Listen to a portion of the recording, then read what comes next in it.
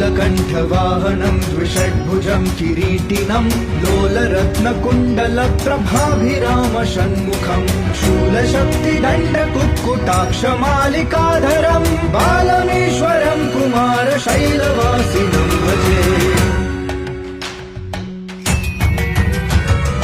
वल्लिदेवयानिका समुल्लसन्तमीश्वरम् मल्लिकादिदिव्यपुष्पमालिका विराजितं झल्लरीनिनादशङ्खवादनप्रियं सदा पल्लवारुणं कुमारशैलवासिनं भजे।